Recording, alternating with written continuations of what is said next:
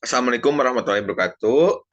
Perkenalkan, nama saya Muhammad Abdul Santaki, NPM 2210.059. Izin mengerjakan tugas presentasi dari Bapak Hanswar. Nah, untuk presentasi kali ini saya akan mempresentasikan sedikit makalah yang telah dibuat, yang berjudul makalahnya Akibat Hukum dari Aturan Tindakan Terorisme. Nah, permasalahan apa sih yang diangkat oleh aku tersendiri?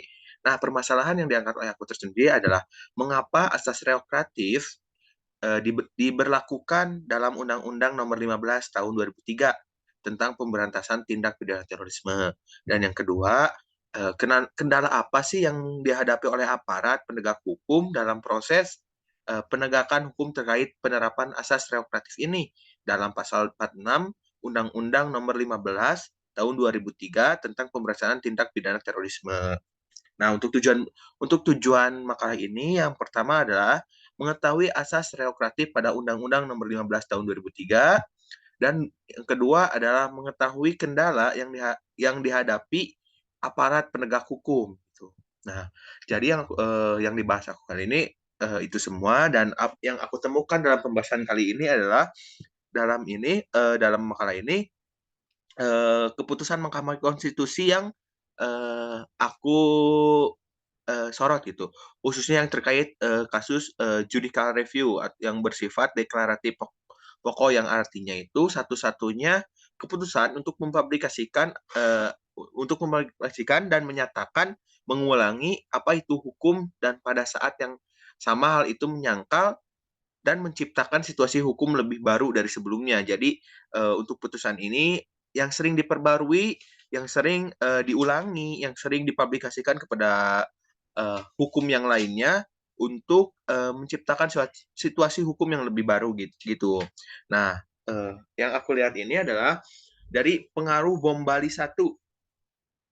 Oh, bom Bali misalnya. Perkembangan hukum ini bisa dilihat di masa depan dan tidak terkecuali bom Bali tersebut itu.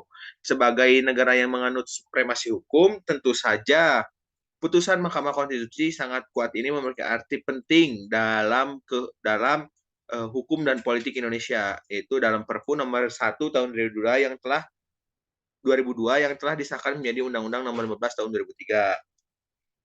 Bisa saja tidak akan memiliki pengaruh apapun pasca diundangkan apabila seandainya tidak mempunyai keistimewaan khusus untuk diberlakukan secara surut, karena pasal 46 dengan jelas mengatur bahwa meskipun bom diledakkan, tidak ada aturan yang mengaturnya, namun pelaku bom Bali juga dapat dikenakan sanksi atas perbuatannya.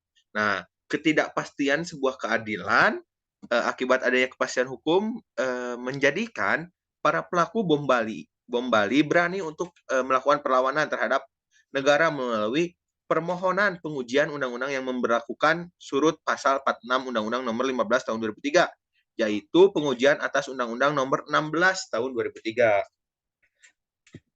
Nah, Masykur Abdul Qadir, salah satu yang terdakwa dalam bom Bali tersebut, saat itu melakukan permohonan judicial review terhadap Undang-Undang Nomor 16 Tahun 2003 tentang penerapan Perpu Nomor 1 Tahun 2002 ke Mahkamah Konstitusi. Terdakwa dijatuhi hukuman 15 tahun penjara dalam keputusan yang dikeluarkan oleh Mahkamah Agung.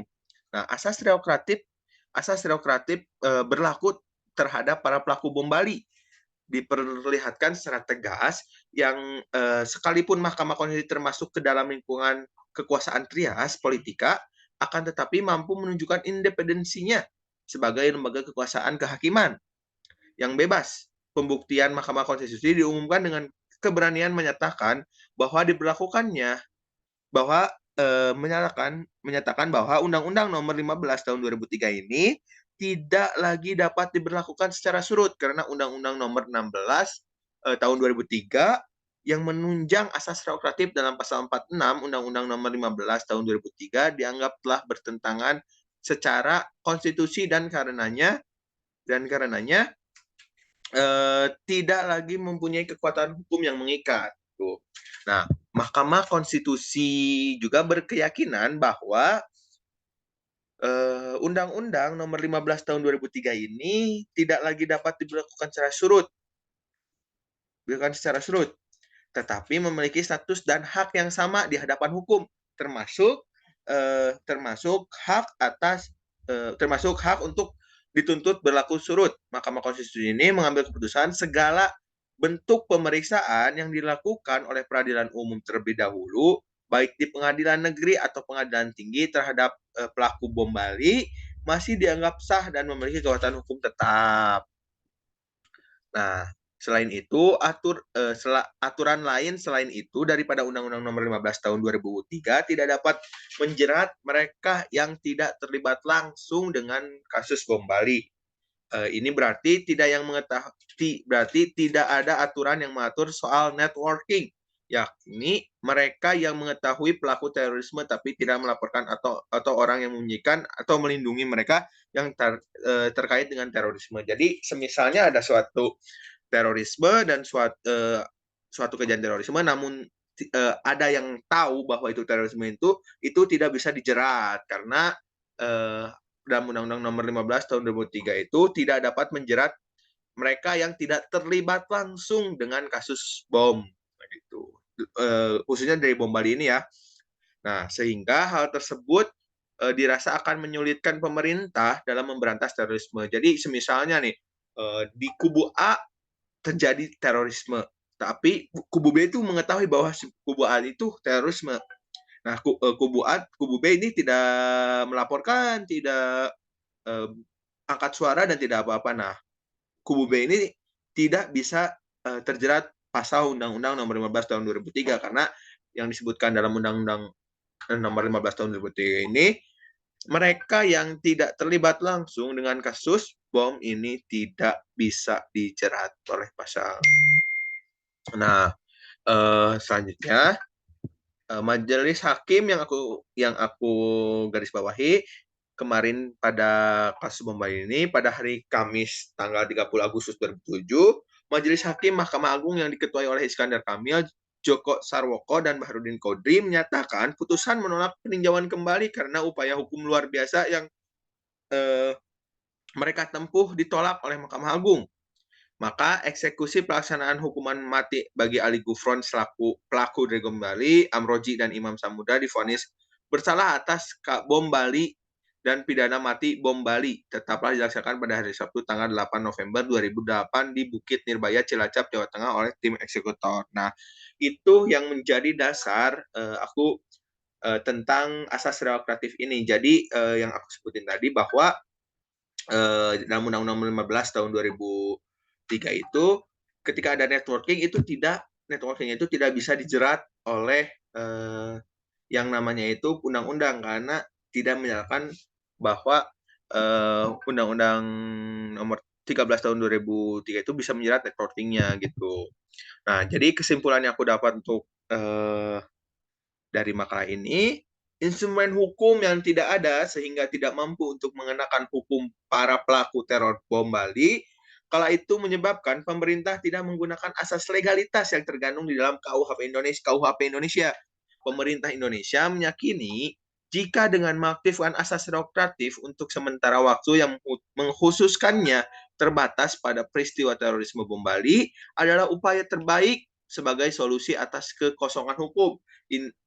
Indonesia mempunyai aturan khusus tentang terorisme yaitu Perpu. Meski demikian, seperti yang telah dijelaskan di pembahasan tadi, jika Perpu nomor 2 tahun 2002 yang mengaktifkan asas berlaku surut dalam pasal 46 Perpu nomor 1 tahun 2002 merupakan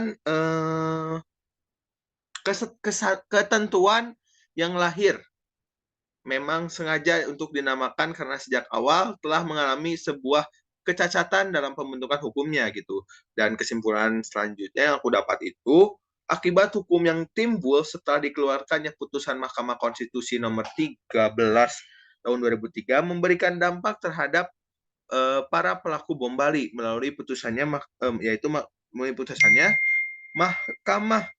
Mahkamah Konstitusi berusaha untuk mengembalikan cara kerja hukum pidana Indonesia ke jalur yang semula. Meskipun begitu, putusan putusan-putusan hakim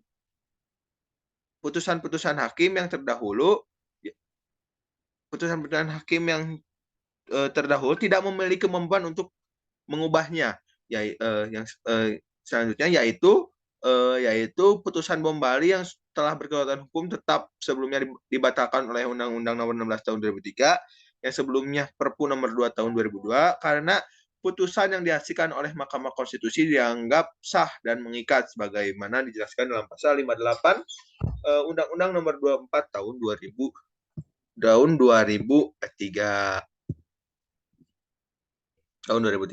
Nah, selanjutnya, kalau semisalnya informasi apa itu asas reokratif. Nah, asas reokratif itu adalah pemberlakuan peraturan perundang-undangan lebih awal daripada saat pengundang-undangannya. Kan tadi ada Perpu dan undang-undang. Nah, itulah asas reokratif yang ada di Indonesia gitu.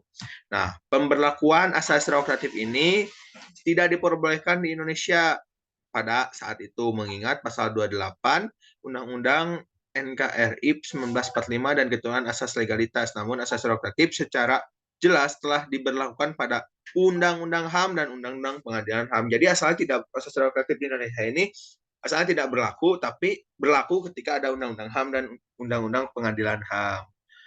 Mungkin cukup sekian presentasi dari aku. Wassalamualaikum warahmatullahi wabarakatuh.